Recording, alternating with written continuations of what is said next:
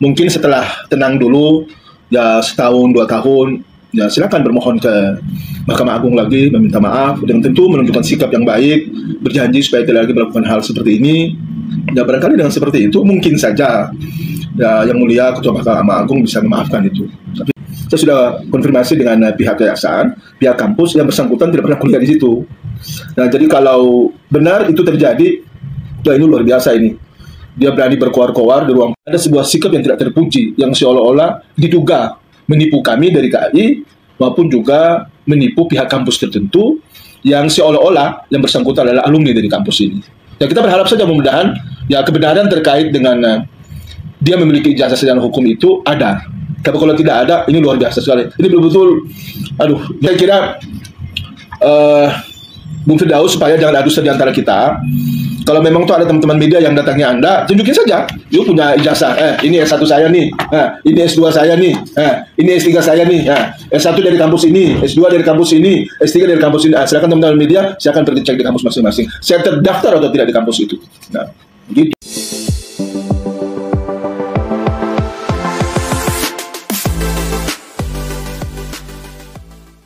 Salam sejahtera untuk kita semua. Wakil Ketua Umum Kongres Advokat Indonesia KAI Jamaluddin turut mengomentari pembekuan sumpah advokat saudara Rasman Nasution dan Firdaus Wibowo atas kejadian beberapa waktu lalu yang dianggap oleh Wakil Ketua KAI sebagai tindakan tidak menghormati institusi pengadilan negeri yang sangat berwibawa. Harapannya tentu saja ke depan jangan ada lagi peristiwa kurang mendidik publik dengan sikap kelakuan kurang etis saat berada dalam meja persidangan. Hormati institusi pengadilan dan taati seluruh aturan kode etik keadvokatan selama masih menjabat sebagai lawyer. Nah, untuk itu mari kita simak penjelasan dari Wakil Ketua Umum Kongres Advokat Indonesia. Mari kita simak dalam video berikut ini.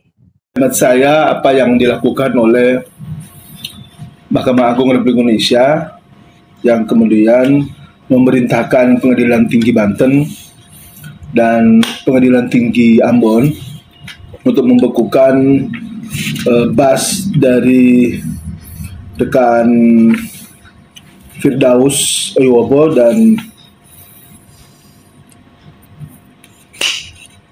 Rasman Nasution. Saya kira itu adalah sebuah sikap yang perlu kita berikan apresiasi untuk itu.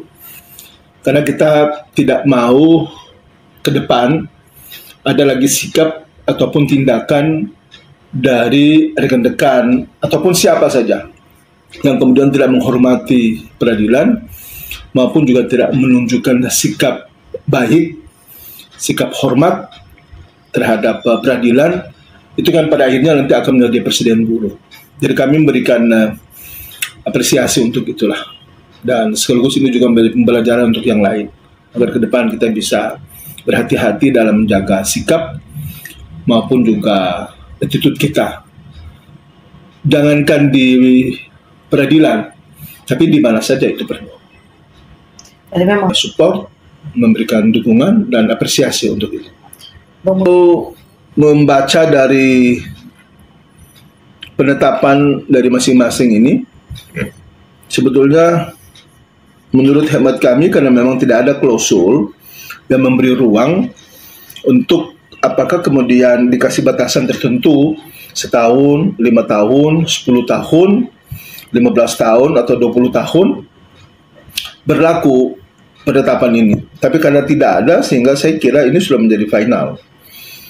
Kalaupun toh memang ada rekan-rekan saudara Firdaus dan Rasman sendiri kalau ingin melakukan langkah-langkah ataupun upaya-upaya untuk bagaimana mengembalikan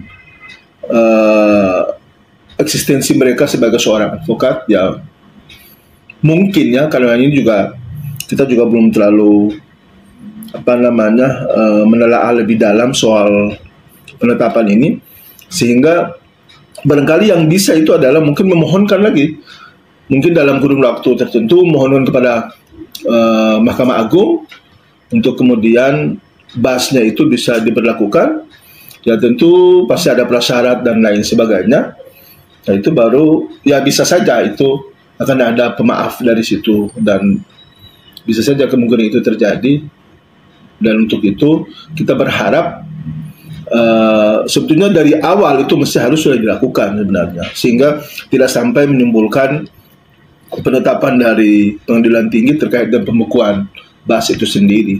Ya, mestinya itu yang dari awal, jangan pakai emosi sehingga mereka bisa datang ke pengadilan, bisa minta maaf, kemudian menyampaikan permohonan secara terbuka atau mendatangi Mahkamah Agung lalu menyampaikan permohonan maaf dan lain sebagainya, mendatangi organisasi advokat sendiri supaya juga ada ya pintu maaf yang dibuka di sana, sehingga paling tidak dalam membangun karir advokat ke depan itu ya ada ruang lah yang kemudian dikasih agar mereka bisa belajar dari kekurangan hari ini untuk bisa ke depan menjadi lebih dewasa, lebih matang, lebih bijak. Ya, tapi karena ini semua sudah terlanjur, karena pakai urat semua, pakai emosi, pakai marah-marah, ya akhirnya ya, kalau bahasa kasarnya nasi udah jadi bubur. Kalau banding sih saya kira kita belum menemukannya ada case seperti ini yang mesti harus ada banding kemudian.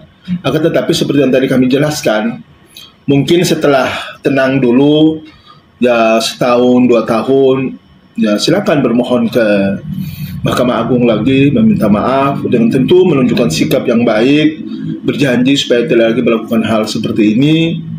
Ya barangkali dengan seperti itu mungkin saja ya Yang Mulia Ketua Mahkamah Agung bisa memaafkan itu.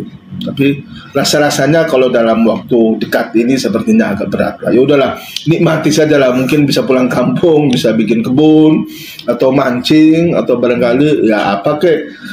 Ya habis pintu maaf udah ditutup untuk sementara ini. Atau mungkin ada kekuatan politik yang bisa kemudian mengintervensi, mendudukkan semua pihak, mencari solusi terbaik. Ya mungkin.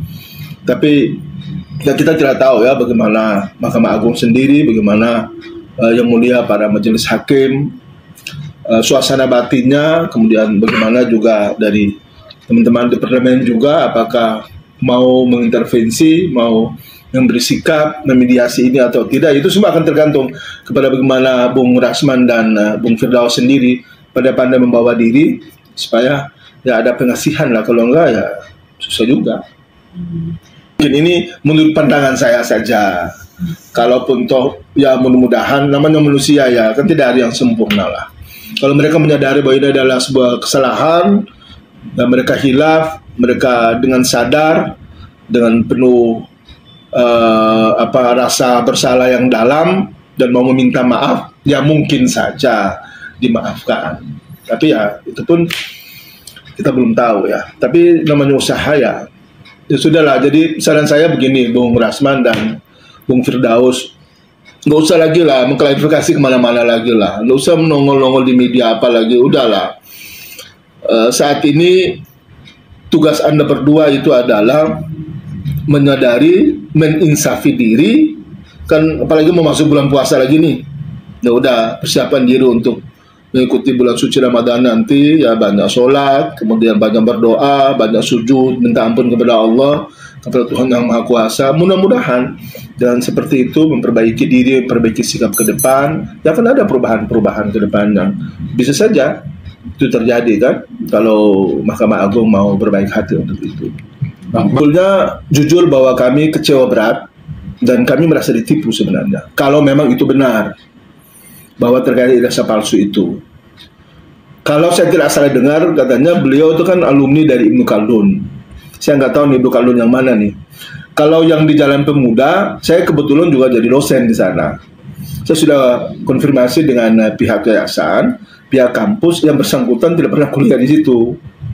Nah, jadi kalau benar itu terjadi, ya ini luar biasa ini. Dia berani berkoar-koar di ruang. Ada sebuah sikap yang tidak terpuji, yang seolah-olah diduga menipu kami dari KAI, maupun juga menipu pihak kampus tertentu, yang seolah-olah yang bersangkutan adalah alumni dari kampus ini. Ya kita berharap saja mudah-mudahan ya kebenaran terkait dengan dia memiliki ijazah sarjana hukum itu ada. Tapi kalau tidak ada, ini luar biasa sekali. Ini betul-betul, aduh, gimana ya? Kita mau ngomong apa lagi nih? Jadi ya saya kira Bung Firdaus supaya jangan adu di antara kita. Kalau memang tuh ada teman-teman media yang datangi Anda, tunjukin saja. Yuk punya ijazah. Ini S1 saya nih. Ini S2 saya nih. Ini S3 saya nih. S1 dari kampus ini, S2 dari kampus ini, S3 dari kampus ini. Silakan teman-teman media, silakan pergi cek di kampus masing-masing. Saya terdaftar atau tidak di kampus itu. Nah, begitu baru jantel. Kalau enggak, janganlah, kasihan. Udah tipu banyak orang tuh. Ini bisa pidana juga ini. Kalau ternyata begini caranya, kami juga dari RKI juga pasti bersikap. Kami pasti lapor. Udah nipu kami ini. Dan itu tidak bagus. Dari nipu itu kemudian hasilnya kami dinilai tidak bagus, dinilai kurang begitu teliti, kurang begitu hati-hati dalam menerima rekan-rekan yang mau menjadi advokat di Kongres Advokat Indonesia. Nah, karena itulah kami juga di Kongres kemarin juga sedang mengevaluasi agar terkait dengan ke depan bila mana ada rekrutmen advokat itu kita sudah harus selektif. Jadi bukan cuma ini ijazah S1-nya, SD-nya, kalau perlu TKD, SD-nya, SMP-nya, SMA-nya, kemudian S1-nya ada dilegalisir oleh kampus yang bersangkutan, baru kita terima. Udah begitu mungkin bukan cukup sampai di situ.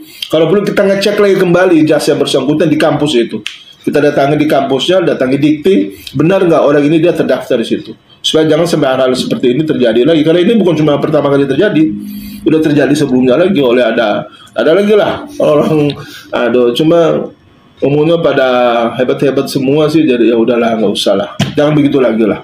Sadar bos, udah sadar. Nggak usah banyak berpola-pola lagi lah. Minta maaf aja kepada publik Indonesia ini agar Anda dimaafkan. Yang terakhir ini menarik. Beliau Wakil Ketua Umum Kongres Advokat Indonesia KAI, Jamaluddin, mengatakan jangan sering tampil di media sosial, lebih banyak introspeksi diri. Dan meminta maaf kepada publik atas sikap-sikap selama ini yang kurang mencerminkan edukasi kepada masyarakat dari seorang lawyer, seorang advokat yang menjadi penegak hukum. Nah, itu saja teman-teman, silakan kalau ada yang ingin dikomentari terkait dengan komentar penjelasan dari Wakil Ketua Umum Kongres Advokat Indonesia KAI yang barusan kita simak. Silakan tulis argumentasi di kolom komentar. Sekian dari saya, terima kasih.